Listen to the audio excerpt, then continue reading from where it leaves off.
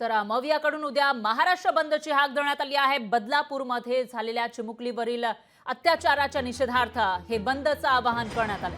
राज्यातील नागरिकांना बंदमध्ये सहभागी होण्याचं आवाहन केलं आहे। बंदवरून सत्ताधारी आणि विरोधकांमध्ये आरोप प्रत्यारोपाच्या फैरी झडताना दिसून येत आहेत। बदलापूरमध्ये एका लहानग्या चिमुकलीवर लैंगिक अत्याचार करण्यात आले होते आणि त्यानंतर त्या ठिकाणी तर 20 तारखेला आंदोलन झालंच होतं। बदलापूरकर मोठ्या संख्येने रस्त्यावर उतरले होते, पण तशाच काहीशा घटना या राज्यभरात समोर येताना दिसतात। त्या पार्श्वभूमीवर मवियाकडून उद्या महाराष्ट्र बंदची हाक देण्यात आली आहे, पण त्यावरून राजकारण सुरू असल्याचं दिसतंय।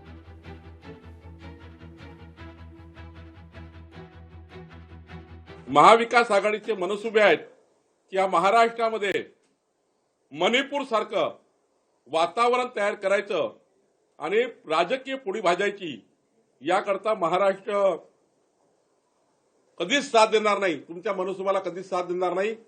मी या गोष्टीचा कालही सांगितलं, महाराष्ट्र बंद कशा करता करा, एखाद्या दुसऱ्या विषयाकरता करायचा असेल तर पुष्कळ विषय महाराष्ट्रामध्ये आहे, पण अशा घटनेचा आधार घेऊन महाराष्ट्र बंद करणे हे काही या महाराष्ट्राला शोभण्यालायक नाही आहे असं मला वाटतं। आपण उद्या बंद पुकारलेला आहे आणि या बंदच्या मागून तुमचा जो कुटील डाव आहे, हेतू आहे, तो या जनतेला कळून चुकलेला आहे।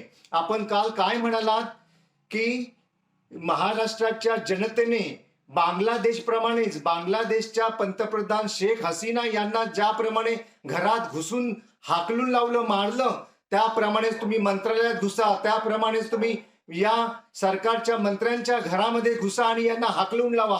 म्हणजे उद्याचा बंद तुम्ही याच करता करत आहात। या बंदच्या मागे तुमचा कुटील डाव लपलेला आहे।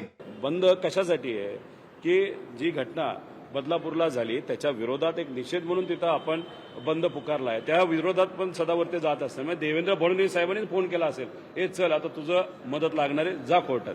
त्यामुळे हे जे काय आहे ना, हे मिलीभगत आहे, याचं करता धरता देवेंद्र फडणवीस साहेब हे भाजप हे आपण सगळ्यांनी लक्षात ठेवलं पाहिजे।